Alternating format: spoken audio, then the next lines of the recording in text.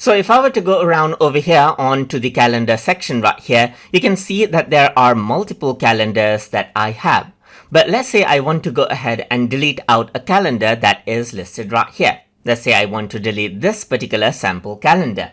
In that case, what you can simply do is you can right click and then you can see that delete calendar is an option.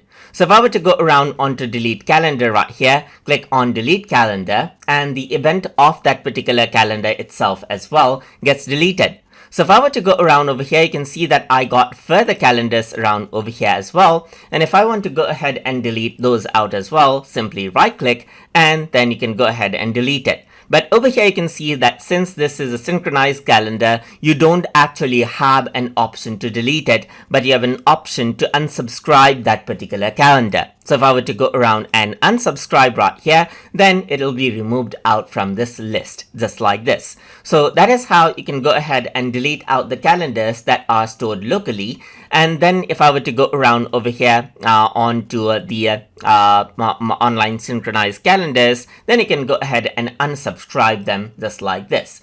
And that is how you can delete and unsubscribe out calendars inside of Thunderbird. So hope you guys learned something as always. And as always, please like, comment, share, and subscribe.